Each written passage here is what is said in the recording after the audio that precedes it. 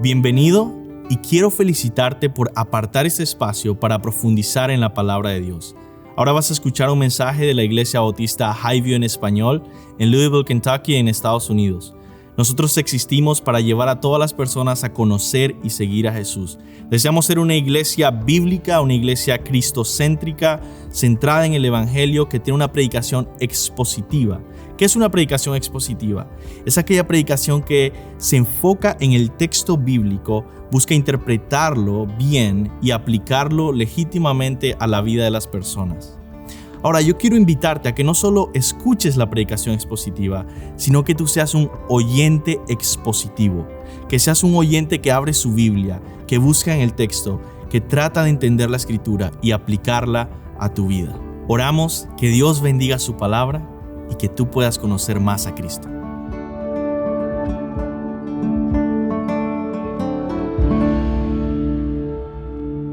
Amén.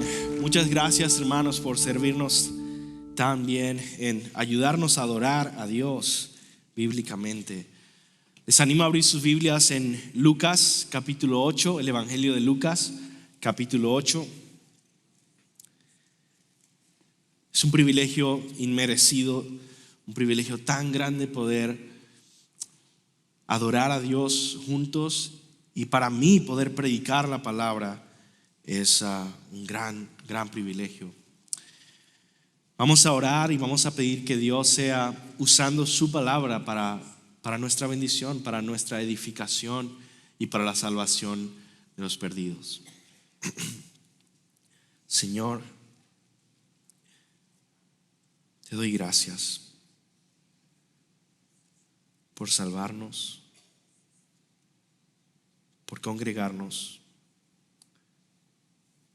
y darnos cantos para alabarte y darnos tu palabra inspirada, inerrante, infalible, poderosa, viva y eficaz para alimentarnos, disciplinarnos, consolarnos y fortalecernos en esta vida terrenal que es como un soplo y que pronto pasará para abrir paso a la eternidad de gloria en tu presencia. Ayúdanos, Señor, a terminar este año con una reflexión que se enfoque en ti, en tu presencia, en tu actividad en nuestras vidas, Señor. En el nombre de Jesús. Amén.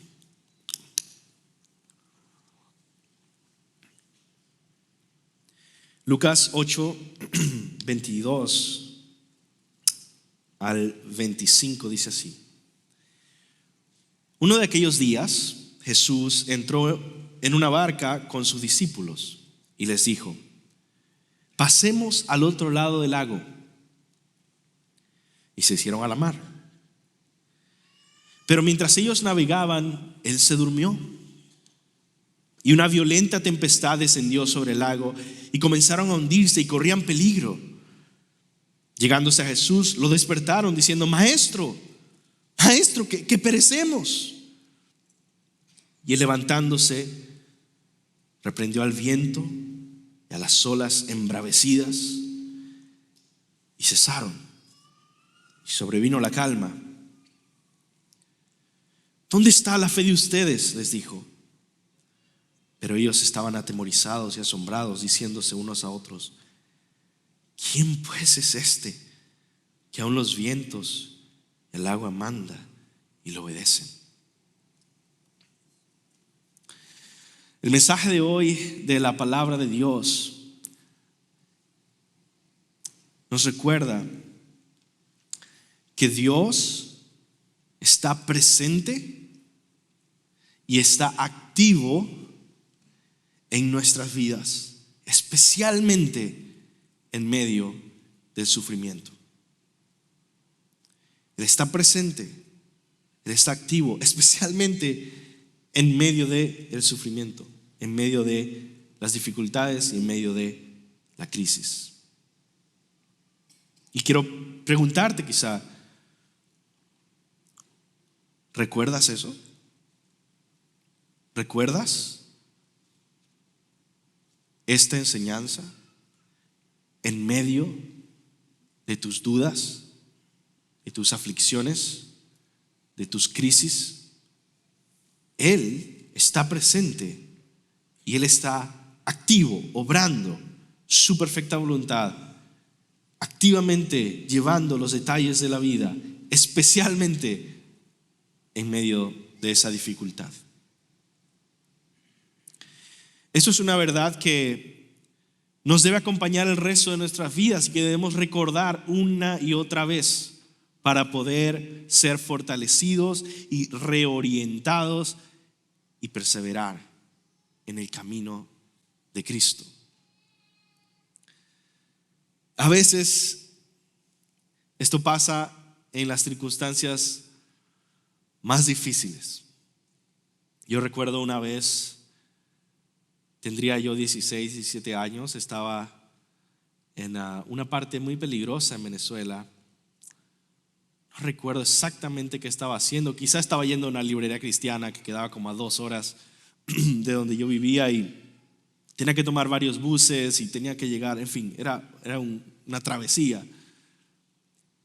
Y se estaba haciendo ya tarde, dije, bueno, ya he pasado todo el tiempo en la librería, tengo que regresar. Y en eso me asaltan, ¿no? Era muy común en mi ciudad que viniera con un arma una persona y te asaltara y te quitara lo que tenías. Entonces me quitaron pues lo que tenía. En ese tiempo yo con 16 años no tenía mucho, ¿no? Pero por lo menos tenía unos tickets especiales para el bus, para regresar a la casa. Y me la quitó. Entonces, en ese momento, pues sin teléfono, sin nadie más, sin dinero, en un área peligrosa, lejos de donde yo vivía, en la ciudad, decía, ¿qué voy a hacer ahora?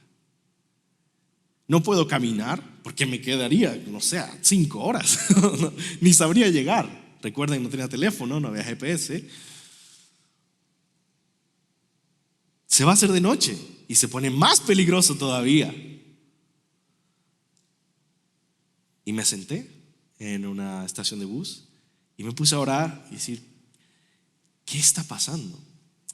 Y en medio de meditar en el silencio y en cosa que falta mucho hoy en día porque tenemos teléfonos, ¿verdad? Hubiera de una vez puesto a hacer algo. Pero en medio del silencio y de no tener nada, absolutamente nada, y decir, ¿qué hago acá? Después de como 1 hora y media de estar sin saber qué hacer, mi gran pregunta era, ¿qué se supone que tengo que aprender hoy? ¿Qué se supone que estás enseñándome en la escuela de discipulado con Jesús? Es una convicción muy aferrada a la soberanía de Dios. Yo sé que Él está en absoluto control, pero ¿qué se supone que tengo que aprender? Después de que había pasado ya casi 2 horas, dije, bueno, algo tengo que hacer, si no se va a anochecer. Y de verdad que estuve caminando y encontré una fila larga de unos últimos carros que estaban saliendo como de transporte público y una fila larga de personas. Dije, bueno, tendré que decirles, ¿no? A ver si me creen. Me dirijo a la fila de personas y les digo, bueno, me acaban de asaltar y pues no tengo nada con que regresar a la casa y no sé si alguien me puede ayudar, ¿no? Me rodearon, yo pensando, bueno, esta gente no es cristiana, me van a rechazar, me van a decir, estás queriendo robar dinero, lo que sea. Me rodearon como 6 o 7 personas diciendo, claro, te ayudamos, por supuesto, necesitas algo, estás bien. Y dije, wow, claramente estoy equivocado en mi entendimiento del mundo y de las personas, ¿no? La verdad es que las personas no cristianas muchas veces están muy dispuestas a ayudar. Y con gran gratitud, ¿verdad? Tomé para el pasaje, me fui en el carro por puesto. Ni siquiera me dejaron hacer la fila, que era larguísima. Me dieron el puesto y pues me pude ir a mi casa. Y en medio de eso yo dije, bueno, creo que la lección es que debo aprender a a depender de otras personas. Después de 2 horas de estar sentado diciendo qué voy a hacer, nunca se me pasaba por la mente pedir ayuda a alguien más. Dije, claramente el Señor me está quebrantando para saber, no soy autosuficiente. Ni tú, ni yo, ni nadie. Necesitamos unos de otros. Esta es una historia para contar el punto de este pasaje. Voy a contarles una segunda historia. Había una vez un hombre que le gustaba irse por los bosques, tú sabes, se llama en inglés hiking, ¿verdad? Y subir y meterse por los bosques. Y a veces uno puede estar 1 hora, 2 horas metido en el bosque, subiendo algunas montañas, yendo. Y este hombre, por supuesto americano, con un bebé, no sé a quién se le ocurre, pero bueno, estaba bien metido, como a 2 horas ya se había metido en el bosque, y de la nada empieza una gran tormenta. Y empiezan a haber rayos, y empiezan a haber truenos, y empieza a llover. Él tiene un bebé, claro, puesto en algo para llevarlo, ¿no? Pero no tiene más nada. Tiene que seguir caminando y decir, bueno, tenemos que buscar refugio, tenemos que regresar a casa. Y está esa tormenta. Lo único que puede hacer es ponérselo lo más cerca posible, ¿verdad? Taparlo un poco con la lluvia y empezar el regreso a casa. Ahora, lo que yo quiero que ustedes piensen es, ¿cuál es la experiencia de este bebé? Primero, el viaje es eterno. 2 horas para un bebé es eterno. Fuertes ruidos, lluvia por todos lados, oscuridad, no ve nada, y su padre llevándolo así, ¿no? Al final llegan a casa, se va la tormenta, todo está bien. Y uno se hace la pregunta, ¿será que la experiencia del bebé era la misma que la del padre? ¿Será que en medio de esa tormenta él veía que era el fin de su vida, lo peor que le podría haber pasado, el terror de estar en oscuridad, en truenos y vientos? Voy a ser completamente destruido, voy a morir hoy. Y el padre pensando, voy a protegerlo, vamos a llegar en 2 horas, todo va a estar bien. Y la gran pregunta es esta: en medio de esas situaciones, nosotros nos parecemos a ese bebé que no apreciamos que es precisamente en los momentos más difíciles donde nuestro Padre nos tiene más de cerca y donde está protegiéndonos más. No vemos eso porque estamos enfocados en lo que está pasando que nos angustia. Y así, con esa segunda historia, empezamos a meditar en qué significa realmente percibir que Dios está presente y está obrando en medio de nuestra vida, especialmente en los momentos de sufrimiento, dificultades. ¿Qué significa apreciar esto? ¿Qué significa vivir esta lección? Los discípulos tuvieron que aprender a relacionarse con Jesús de esta manera. En esta historia que es preciosa, que todos conocemos, que quizá es la historia favorita de los niños en el Nuevo Testamento. Quizá en el Antiguo Testamento yo sé que las plagas y las ranas saltando a veces siempre las recuerdan los niños, o algunas otras historias del Antiguo Testamento, ¿verdad? Jonás. Pero en el Nuevo Testamento probablemente una de las cosas que más recuerdan hubo una tormenta y Jesús la calmó. Ahora, si es una niña, probablemente lo que más le gusta en el Nuevo Testamento es que Jesús nació y es un bebé. Mariana, mira, mi hija, una de mis hijas siempre me dice, quiero encontrar, a ver dónde está la foto de cuando Jesús nació. En cualquier tipo de libros cristianos, ver una foto diferente, dice, mira, aquí está el nacimiento. Pero en medio de esta conocida y famosa historia, que es bastante corta y que precisamente porque es corta, es útil para recordarla, memorizarla, reflexionar en ella, porque es corta. Vamos a poder ver 4 fases de esa historia y reflexionar en esto antes de terminar. Y es los sucesos que pasaron, la reacción de los discípulos, la manifestación de Jesús y la lección que aprendemos o que Jesús quiere que aprendamos. Y así comenzamos entonces con los sucesos. Versículo 22. Uno de aquellos días, Jesús entró en una barca con sus discípulos y les dijo, pasemos al otro lado del lago. Y se hicieron a la mar. Pero mientras ellos navegaban, él se durmió y una violenta tempestad descendió sobre el lago y comenzaron a hundirse y corrían peligro. Piensa en los discípulos que están en medio de estos eventos, estos sucesos. Quizás están teniendo un maravilloso día, soleado, estaban con Jesús, estaban aprendiendo, la vida les sonreía, hasta que Jesús les dice, hey, pasemos al otro lado del lago. Y entonces comenzaron a navegar y todo iba bien. De hecho, creo que fue un viaje agradable y más o menos tranquilo. Jesús incluso se puso a dormir. Ahora, obviamente Jesús estaba exhausto de tanto trabajo y había orado toda la noche anterior y muchas cosas pasaban con Jesús. Pero su viaje no había comenzado como un viaje hacia el medio de una tormenta. Era un viaje muy agradable en el barco. En ese momento vieron como las nubes empezaban a oscurecerse y a descender sobre el lago.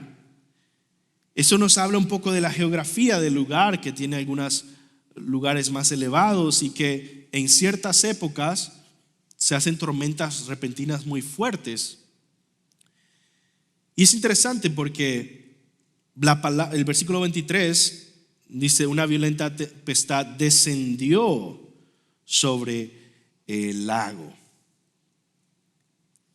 Y ahí la tempestad se volvió tan grande y fue tan rápido que ahora todos estaban en un completo caos. Estaban literalmente a punto de morir. Su barco se hundía, los truenos sonaban, los rayos destellaban, la lluvia era como un diluvio para ellos, se estaban realmente ahogando. Y en medio de todo eso, Jesús permanecía dormido. Y la experiencia de ellos en estos sucesos sirve como un paradigma para los cristianos, para la iglesia. Por cientos de años, los pastores que han meditado profundamente y los teólogos que han meditado profundamente en este pasaje ven aquí cierto paradigma, cierto modelo para la iglesia que pasa por situaciones inesperadas, de gran adversidad, de gran dificultad, a veces de persecución, de muerte, de angustia, de escasez. Pero en general, la vida cristiana muchas veces no comienza así. Es la verdad una vida maravillosa, sentimos el amor de Dios, estamos agradecidos por el perdón de nuestros pecados, empezamos a conocer más de su palabra. Queremos esforzarnos en empezar a obedecer, tomar más en serio esa obediencia a Dios, buscar hacer cambios reales. Respiramos, sonreímos, dormimos, despertamos, descansamos y de repente viene a nuestra vida algo difícil, algo caótico, algo confuso y no sabemos qué hacer. Y de repente nos hallamos como en medio de una tempestad y empiezan a haber estos desafíos en la vida cristiana. En otras palabras, hay diferentes temporadas, hay momentos distintos en la vida cristiana. Y precisamente las teologías o las iglesias o los predicadores que solo enfatizan una sola experiencia, como los predicadores de la prosperidad y la salud, que solamente creen que los cristianos solo pueden vivir en salud, solo pueden vivir en prosperidad y en riqueza, distorsionan la visión y la pintura, por así decirlo, tan compleja de la vida cristiana, que tiene diversos momentos y etapas y situaciones, y en todas ellas el Señor se manifiesta en nuestras vidas de una manera diferente. Tampoco debemos ser aquellos que distorsionan la Biblia a llevarla al otro extremo, donde todo es sufrimiento, donde la mayor virtud de un cristiano es ser pobre y atribulado. Y por lo tanto, el cristiano que cree esto, cree que su actitud que debe buscar crecer es una actitud amargada y triste, y por lo tanto siempre va a estar con la cabeza baja, tratando de quejarse de que algo terrible está pasando, y van a estar compitiéndose entre los hermanos a ver quién le ha pasado más tragedias, porque ese es el más fiel. La verdad que la vida cristiana es más compleja que esto, y la Biblia nos enseña a gozar de los buenos tiempos y agradecer a Dios, y a reflexionar y confiar en el Señor en los tiempos difíciles. Pero en conclusión, para pasar al siguiente punto de acá, lo que nos ayuda a entender estos sucesos cambiantes y difíciles en la vida de los discípulos es que debemos esperar sucesos como estos. ¿Entendemos? En el mundo hallaréis aflicción, pero confiad, yo he vencido al mundo. Juan 16:33. El cristiano bíblico y verdadero está informado por la Biblia, que nos enseña a esperar momentos de odio, dificultad, crisis. Juan 15:18 dice: si el mundo los odia, sepan que me ha odiado a mí antes que a ustedes. Romanos 8:36-37, tal como está escrito: por causa tuya somos puestos a muerte todo el día, somos considerados como ovejas para el matadero. Pero en todas estas cosas somos más que vencedores por medio de aquel que nos amó. Es en esas cosas, es en medio de esas aflicciones que son vencedores.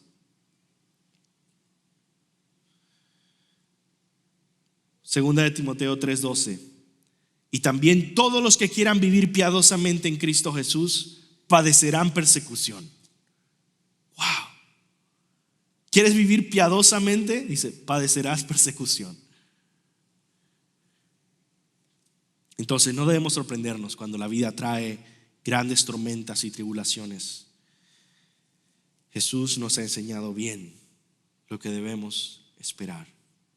Y por eso el apóstol Pablo nos enseña en sus cartas que debemos vivir como cristianos en este mundo de una manera casi que despegada.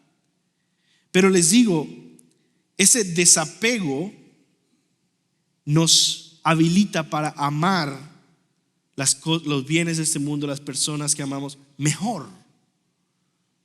Les voy a dar unos ejemplos. Una madre, un padre que puede amar profundamente a sus hijos desde un desapego va a ser mucho más saludable que una que hace de su hijo un ídolo, y que su felicidad emocional y su estabilidad depende de ese hijo o esa hija. Y cuando se enoja conmigo, mi mundo se cae. Por eso no lo disciplino, por eso no hago nada que no le guste, y por eso lo descarrío en esta vida, porque no hay un desapego saludable para amarle bien, sabiendo, no es mío, se va a ir, es temporal. Y así todas las cosas. Yo puedo amar un buen día, un buen clima, una buena comida, un buen hogar, un buen templo, lo que sea, sabiendo todo eso es temporal. Yo no estoy agarrando nada, estoy en desapego completo porque realmente no es mío, ni puedo hacer nada. Pero puedo agradecer a Dios por lo que está frente a mí. Jesús nos ha enseñado bien qué esperar en la vida. Así que disfrutemos de buenos tiempos y reflexionemos en malos tiempos. Ahora, vamos al segundo punto y es versículo 24. La reacción de los discípulos, que en un sentido nos da un paradigma, así como los sucesos difíciles nos da un paradigma de qué esperar. La reacción de los discípulos nos da un paradigma para saber qué se supone que debe ser nuestra reacción en esto, ¿no? Dice, llegándose a Jesús, lo despertaron, diciendo, Maestro, Maestro, que perecemos. Aquí hay un desafío interpretativo bien importante, ¿no? Ya que Jesús los reprende y les dice dónde está su fe, muchas veces saltamos a la conclusión, creo yo, equivocada, de que todo lo que hicieron los discípulos estaba mal. Entonces, ¿qué hubiera sido lo correcto? ¿No despertar a Jesús? ¿Qué hubiera sido lo correcto? ¿No molestarlo porque está tranquilo? ¿Arreglármela por mí mismo porque Jesús está muy cansado? No. Lo que Jesús reprende no es que ellos hayan acudido a Él para ayuda. Eso está bien. Y en ese paradigma nosotros encontramos una buena respuesta: acudir a Jesús. Lo que Jesús reprende es que acudieron sin fe. Eso es explícito y vamos a verlo un poco más adelante. Mientras tanto, vamos a enfocarnos en esto, en la reacción de los discípulos. Entre rayos, truenos y lluvia, mientras la barca se movía de un lado a otro, los discípulos reaccionan acudiendo a Jesús, apoyándose en Jesús, despertando a Jesús con súplicas. Maestro, Maestro, que perecemos. Dice, no, nos morimos. Quizá no es lo más elegante que hacer, quizá no es lo más ejemplar, quizá no es la manera más académica de reaccionar, la manera más respetable, pero es la reacción de hombres débiles y dependientes de Jesús. Y eso somos tú y yo. Y por eso es que termina siendo un paradigma, porque nosotros no somos más fuertes que los discípulos. Somos débiles y somos dependientes. Recordemos que esos son pescadores profesionales acudiendo a un carpintero. Ok, Jesús no era un pescador. Nos ahogamos. Ayúdanos. Claramente, el sentido de debilidad y humildad había crecido en la crisis. Los discípulos claman a Jesús como un niño pequeño clama a su madre: ayuda. No saben qué decirle. No, la verdad que no saben qué pedirle. ¿Qué le van a pedir? Se van a morir. Y por lo tanto, las palabras que leemos son muy cuidadosamente escritas. Los discípulos no tienen una sugerencia de solución, no tienen un plan que han pensado para presentarle a Jesús y decir, mira, haz que esto sea posible. Lo único que dicen es, Maestro, Maestro, nos morimos. Y eso muchas veces refleja nuestra reacción. Jesús no está esperando que le demos una presentación de cuál es el plan que hemos encontrado para que resuelva nuestros problemas y se lo presentamos y a ver que lo hagas. Es que acudamos a Él. Él sabrá. Él nos pide que hagamos esto. En toda la Biblia. Jeremías 33:3, clama a mí y yo te responderé. Mateo 7:7-12, pidan y se les dará, busquen y hallarán, llamen y se les abrirá, porque todo el que pide recibe, y el que busca halla, y el que llama se le abrirá. Salmo 50:15, invoca mi nombre en el día de la angustia, yo te libraré y tú me honrarás. Entonces la mejor manera de orar en medio de la prueba es ayuda. Y añádale a eso, la mejor manera de orar en medio de la prueba es ayuda y hágase tu voluntad.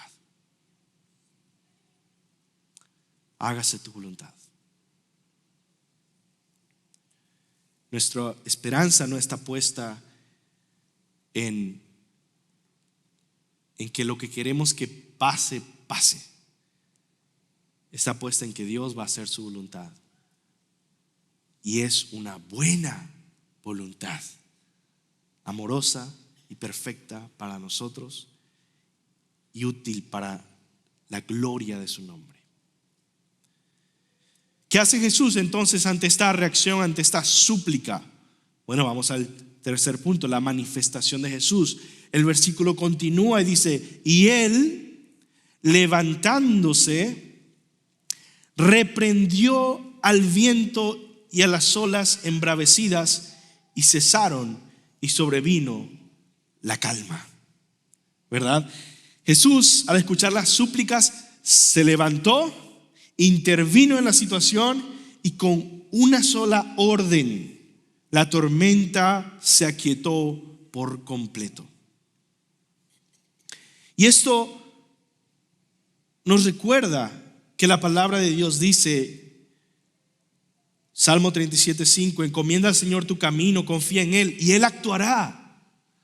¿Verdad? Salmo 55:22, echa sobre el Señor tu carga, Él te sustentará, Él nunca permitirá que el justo sea sacudido.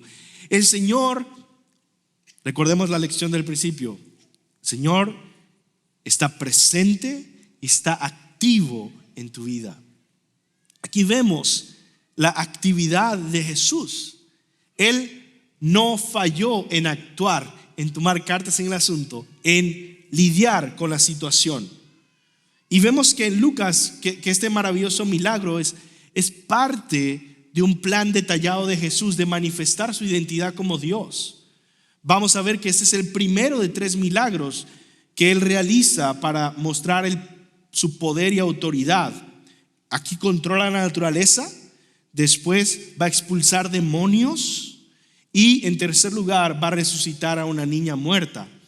Entonces todo esto es parte de su plan de darse a conocer y de manifestar su identidad como Dios salvándonos. Así que Él está obrando su plan. Los discípulos no saben, pero Él sabe.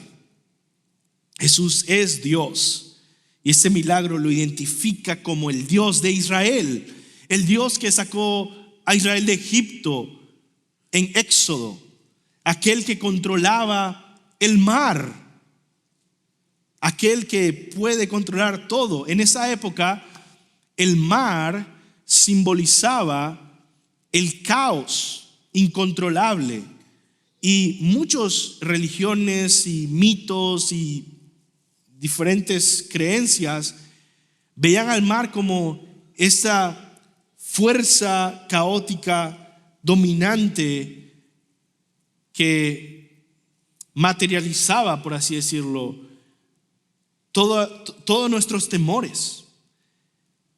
El mar es quizá el lugar más desconocido e inexplorado hasta nuestros días.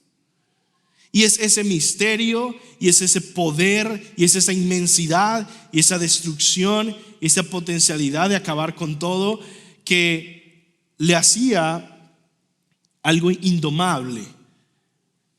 Pero solo el Dios vivo y verdadero, creador de todo, podía controlar esta realidad y Jesús se presenta como ese Dios.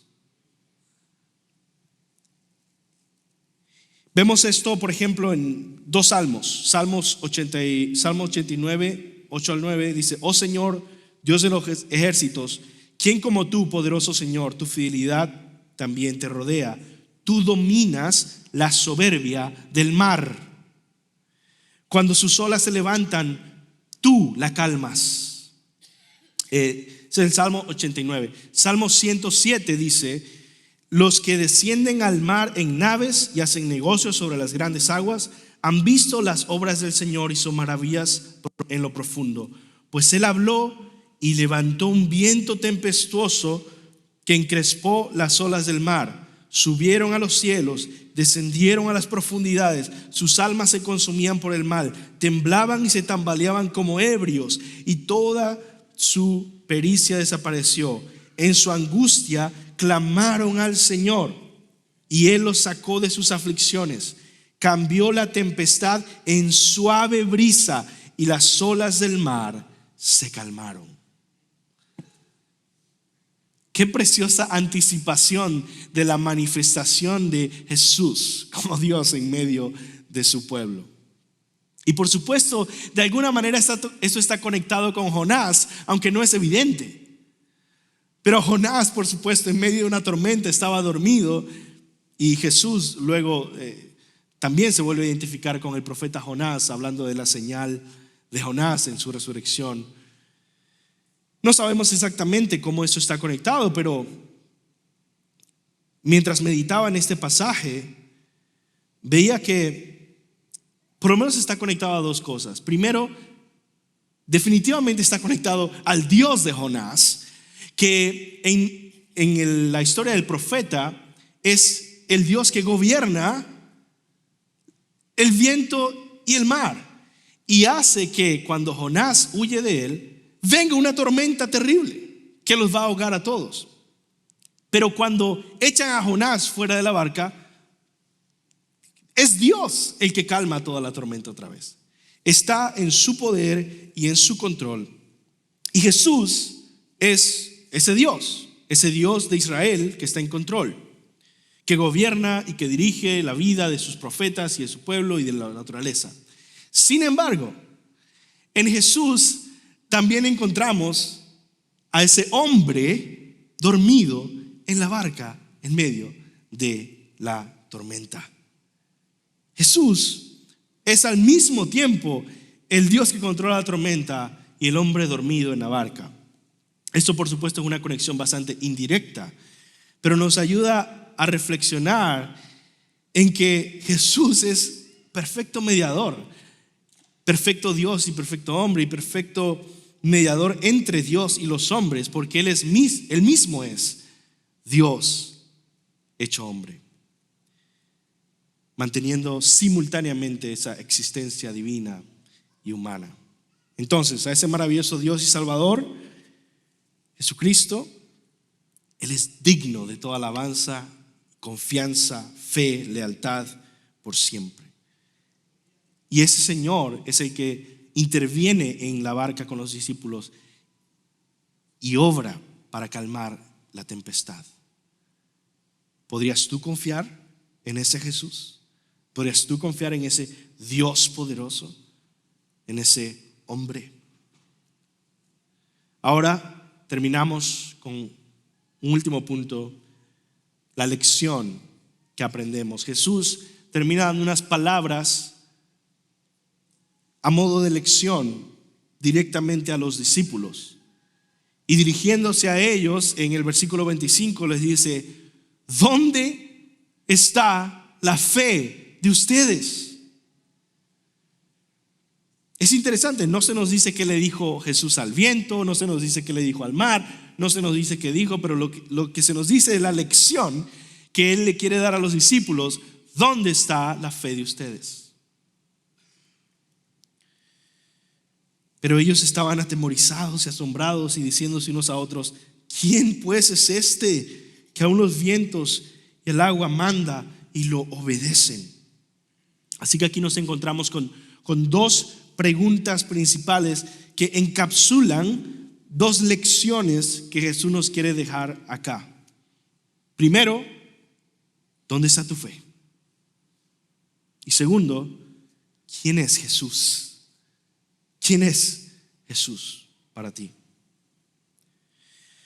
Ambas preguntas pueden ser respondidas de una manera intelectual, de una manera desapasionada, de una manera estoica y apartada de las emociones. Pero hermanos, ese es el punto de la historia. Si Jesús hubiera tenido esta conversación en tierra firme, en un día normal, la forma en que hubieran procesado la pregunta hubiera sido diferente a los momentos de crisis. Es cuando estás enfermo, es cuando tu familia está en peligro, es cuando tu futuro corre riesgo de caerse, es cuando sientes el temor de que todo se puede venir abajo, es cuando hay angustia, donde la pregunta empieza a ser una pregunta existencial. ¿Dónde está tu fe? ¿Quién es Jesús?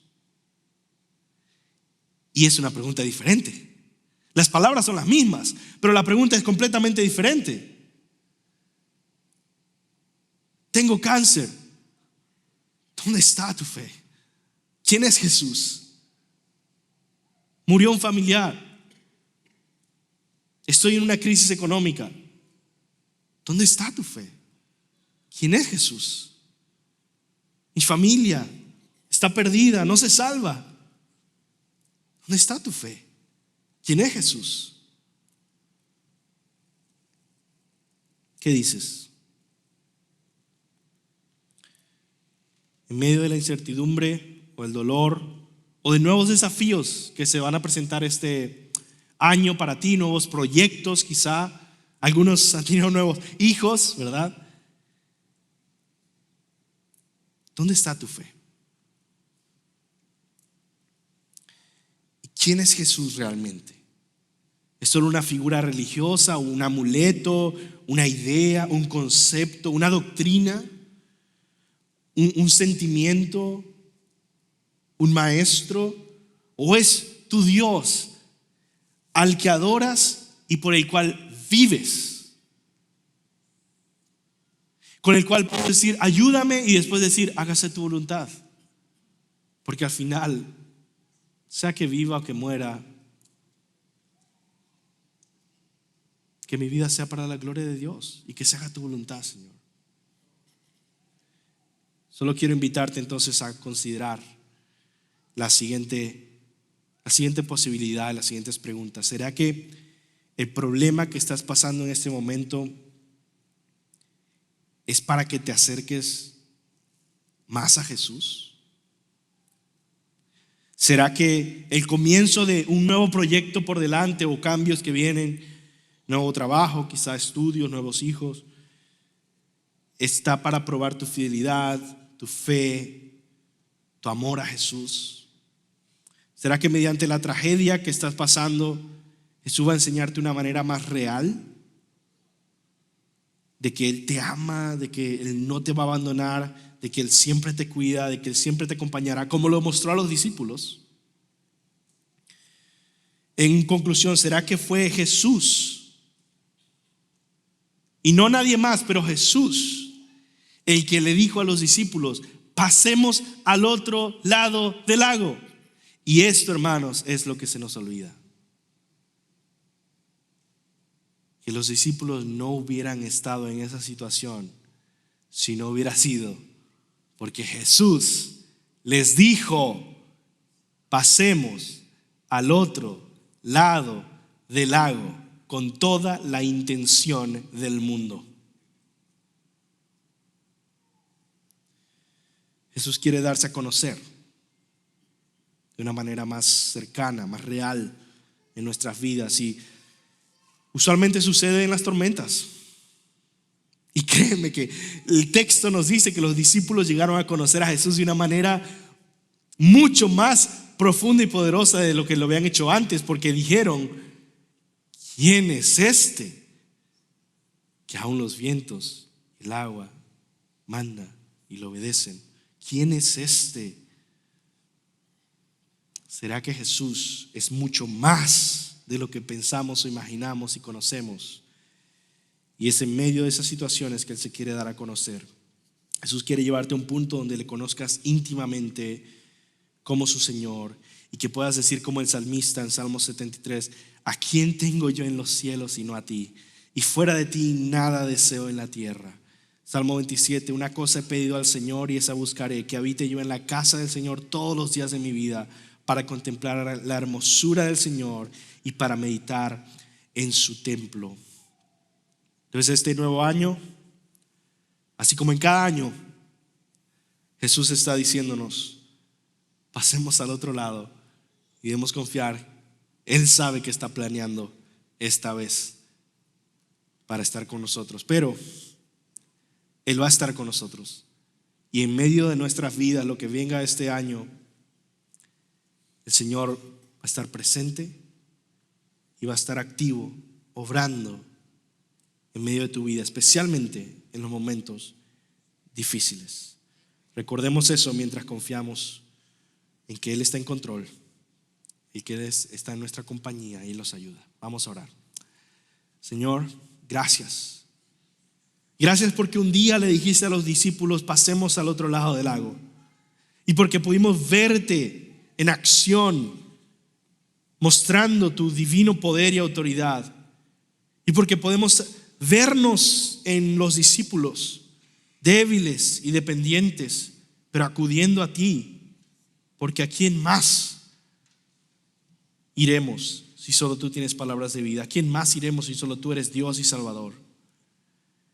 Y porque tú en tu compasión manifestaste tu poder y tu bendición inmerecida, tu gracia para sus vidas, así como lo haces para nuestras vidas. Y nos das confianza y nos das un desafío a creer, a tener fe y a conocerte en toda tu gloria. Salva a los perdidos, ayúdales a conocerte de esa manera. Anima, levanta, despierta a los creyentes que están aquí, los miembros de la iglesia, y que podamos juntos buscarte, Señor. En el nombre de Jesús. Amén.